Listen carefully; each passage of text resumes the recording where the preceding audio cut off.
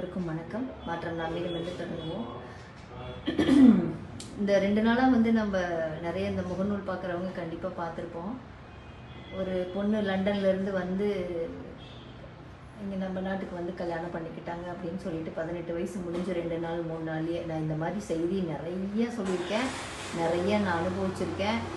அந்த அந்த பிரச்சனைக்கு போயிருக்கோம்.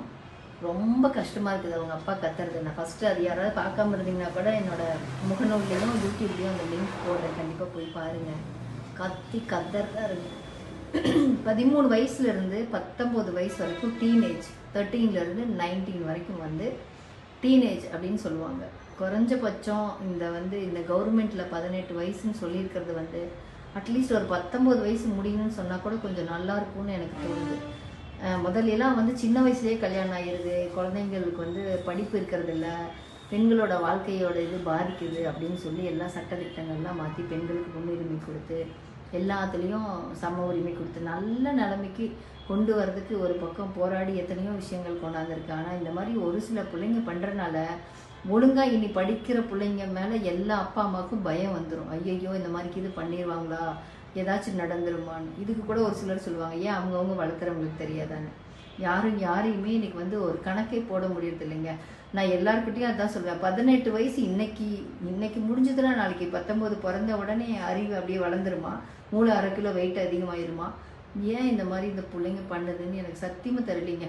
எனக்கு முடிஞ்ச வரைக்கும் நான் நேற்று நான் ஆக்சுவலாக இன்னொரு வீடியோ போட்டிருந்தேன். ஆனால் இதோட சிந்தனை எனக்கு ஓடிக்கிட்டே இருந்தது. என்ன தெரியுங்களா, இந்த 18 வயசு முடிஞ்ச உடனே திருமணத்துக்கு ரெடி, சட்ட ரீதியாக அவங்களுக்கு அனுமதின்னு சொல்கிற சட்டம் என்ன பண்ணணும்னா, 18 வயசு முடிஞ்சதையுமே நீங்கள் குடும்பம் நடத்துறதுக்கான தகுதி இருக்குதாங்கிறத 19 வயசு வரைக்கும் நீங்கள் உங்களை நல்லா தரவு பண்ணிக்கணும். உங்களுக்கு ஏதாவது இந்த மாதிரி ஒருத்தர் திருமணம் பண்ணிக்கணும்னு தோணுச்சுன்னா, அம்மா அப்பா அனுமதி இல்லாமல் உங்களுக்கு தனிப்பட்ட முறையாக யாராவது பிடிச்சிருக்குன்னா அந்த 1 வருஷம் வீட்டில் அம்மா அப்பாட்ட கூட பிறந்தவங்ககிட்ட எல்லாருக்கிட்டையும், மாமா அத்தைன்னு இருப்பாங்க, எல்லாருக்கிட்டையும் பேசி 2 பக்கமுமே முடிஞ்ச வரைக்கும் 1 வருஷம் போராடி பார்த்துட்டு அதுக்கப்புறம் ஒரு 19ல் கல்யாணம் பண்ணுற மாதிரி இருந்தால் கூட இந்த குழந்தைங்களோட வாழ்க்கை ஏதாவது கொஞ்சம் நல்லா இருக்குமா என்னமோ எனக்கு தெரியல. இந்த பொண்ணை பார்த்தா லட்டு மாதிரி இருக்கிறாங்க. 18 வயசு மாதிரி இல்லை, உண்மையாகவே இந்த பொண்ணை பார்த்தா ஒரு 22 வயசு இருக்கிற மாதிரி தான் இருக்குது. ஆனால் அதுக்கு மெச்சூர்டு இல்லையாட்டு இருக்குது. 18 வயசு முடிஞ்சு அத்தனை பேரை ஏமாற்றிட்டு எப்படி அந்த பொண்ணு அங்கே லண்டன்லேருந்து இங்கே வந்தாங்க எனக்கு தெரியல உண்மையாகவே. அவங்க அப்பா ஆனால் இந்த வலி அவங்க அனுபவிப்பாங்க பாருங்க. சத்தியமாக சொல்கிறேன், அந்த ஒவ்வொரு வாழ்க்கையில் எனக்கு பொறுத்த வரைக்கும் நான் என்னோட அம்மாவுக்கு சின்ன சின்ன விஷயங்கள் நம்ம என்னென்ன பண்ணணும், அவங்களுக்கு எவ்வளோ வலியை கொடுத்தோன்னு இன்றைக்கி நம்ம அந்த அம்மா ஸ்டேஜில் நிற்கல தெரியுது. இதே மாதிரி அதுவும் அவங்க அப்பா கத்துறாரு, துடிக்கிறாரு, ஐயோ ஐயோன்னு சத்தியமாக கேட்கவே முடியலைங்க. நிறைய பேர் பார்த்துருப்பீங்க, நான் அதை உங்களுக்கு அனுப்புகிறேன் பாருங்கள். அந்த 5 வருஷமாக லவ் பண்ணுறாங்களா, அவனுக்கும் அந்த பொண்ணுக்கும் 7 வயசு வித்தியாசமா. நான் காதலை தப்புன்னு சொல்லலை, கல்யாணத்தை தப்புன்னு சொல்லலை. ஆனால் அதற்கான பக்குவம், ஒரு சூழ்நிலை. அவர் என்ன சொல்கிறாரு, என்கிட்ட ஒரு வார்த்தை சொல்லியிருக்கலாமே, இப்படி பண்ணிட்டாங்களே. இதுக்கு உண்மையாக சட்டம் 100% பக்கத்தில் நின்று தான் ஆகணும். ஏன்னா சட்டம் அப்படி இருக்குது. போலீஸ்காரங்க பாவம் நடுவில் மனசாட்சி கொண்டுட்டு அவங்க படுற பாடு இருக்கு பாருங்க. ஆனால் அந்த வேலை மாதிரி ஒரு என்ன சொல்கிறது, எதையும் செய்கிற வேலை தான் அது. ஆனால் ரொம்ப பாவப்பட்ட வேலைங்க. அவங்க நடுவில் மனசாட்சி கொண்டுட்டு சித்திரவதைப்படுறது, ஒவ்வொருத்தருக்கும் கவுன்சிலிங் கொடுத்து புரிய வச்சு அவங்க திரும்பி அங்கேயே நிற்கிறப்ப அவங்க படுற வேதனை அதை விட பெரிய வேதனை. தயவு செய்து இந்த திருமணம் இத்தனை தூரம் படிக்க வச்சு உங்களை காப்பாற்றுற அம்மா அப்பாவுக்கு உங்கள் திருமணத்தை பற்றி யோசிக்க மாட்டாங்களா? ஏன்னா கொஞ்சம் உள்ளுக்குள்ளே போய் யோசிக்க மாட்டாங்க. என்னன்னா இந்த உங்கள் வயசுக்கு ஏற்ற மாதிரியான அந்த ஜாலி லைஃப் எல்லாம் அம்மா அப்பாவுக்கு யோசிக்க தெரியாது. உங்களோட பின்னாடி வாழ்க்கை எப்படி இருக்கும், அந்த பையன் நல்லா பார்த்துக்குவானா, ஒழுக்கமான பையனா, இதெல்லாம் பார்ப்பாங்க. அதில் 1 2 தவறி போகும், கண்டிப்பாக அது எல்லாத்துக்கும் நடக்கிறது தான். ஆனால் உங்களோட வாழ்க்கையை முடிவு பண்ண உரிமை இல்லை, அவங்களுக்கு முடிவு பண்ண தெரியாதுன்னு சொல்லிட்டு சிற்றின்பத்திற்காக பேரின்பத்தை இழக்கிறீங்க. வாழ்க்கையில் ரொம்ப பெருசாக இழக்கிறீங்க.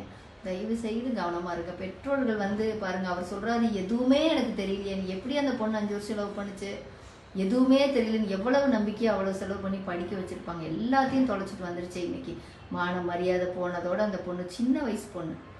இனி திருப்பி என்ன நடந்தாலும் யார்கிட்ட போய் நிற்கும் அந்த பொண்ணு? அம்மா கிட்ட தான் போய் நிற்கணும், அப்பா வீட்டில் தான் போய் நிற்கணும். எப்படி இருக்கும்? அவங்க எல்லாத்தையும் ஏற்றுக்கிட்டா கூட அவங்களோட சொந்த பந்தம் என்ன சொல்லுவாங்க, என்ன பேசுவாங்க? ஏன்னா நம்ம இந்த சமூகத்தில் ஒரு கட்டமைப்பில் தான் வாழ்கிறோம். எல்லாத்தையும் நம்ம கடக்கணும். ரொம்ப வலியான விஷயங்க. தயவு செய்து வந்து பெற்றோர்கள் நல்லா கவனிங்க. கவனிச்சா சந்தேகப்படுற மாதிரி இருக்கும், கவனிக்காம விட்டா இந்த மாதிரி பண்றாங்க. ரெண்டுக்கும் நடுவில் இருந்தா அது ஒரு மாதிரி இருக்கும். என்ன பண்றதுனே தெரியல. இவங்களுக்கு கண்ணில் விளக்கெண்ணெய் ஊற்றிட்டு எந்த நேரமும் எப்படி கவனிக்கிறதுனே தெரியல. யாராவது 2 பேர் சம்மந்தம் இல்லாம இந்த கல்லூரி இந்த பள்ளிகளுக்கெல்லாம் நாங்கள் பேச போறதுனால அந்த குழந்தைங்கலாம் யாரு கூடயாவது போனால் எங்கேயாவது எங்களை வண்டி அடிக்குது என்னையெல்லாம் பார்த்துருச்சுன்னு இங்க அப்படியே பறந்துட்டு போவாங்க. கிளம்பு சீக்கிரம் அவங்க பின்னாடி இருக்காங்க. அவ்வளோ பயத்தோடு ஒரு தப்பு செய்யறதுல என்னதான் அவங்களுக்கு கிடைக்குதுன்னு எனக்கு தெரியல. ரொம்ப வேதனையாக இருக்குங்க. நான் அந்த வீடியோ வந்து உங்களுக்கு இதில் போடுறேன். பார்க்காத பார்த்தீங்கன்னா கண்டிப்பாக அந்த லிங்க்கில் போய் பாருங்கள். வீடியோ ஷேர் பண்ணுங்கள். மாற்றம் நம்மிடம் தொடங்குவோம். நம்மளோட வாழ்க்கை நம்மளோட கையில் தான். நம்ம அம்மா அப்பா எந்த சூழ்நிலையிலையும் நமக்கு துரோகம் பண்ண மாட்டாங்க. இதை வந்து குழந்தைங்க மனசில் வச்சுக்கோங்க. அதே மாதிரி எல்லா குழந்தையும் நல்ல குழந்தை இல்லை. இதையும் கொஞ்சம் பெற்றவங்க மனசில் வச்சுக்கிட்டு கொஞ்சம் அவங்கள கவனிங்க. அவங்க நல்லவங்களா இருந்தாலும் அவங்க கூட இருக்கிற பழகிற நண்பர்கள் எப்படிப்பட்டவங்கன்னு தெரியாது. அதுதான் நம்மளை அழிக்கிறதுக்கு இந்த கொல்லிக்கட்டை ஒன்று கூட இருக்குது, இந்த ஃபோனு.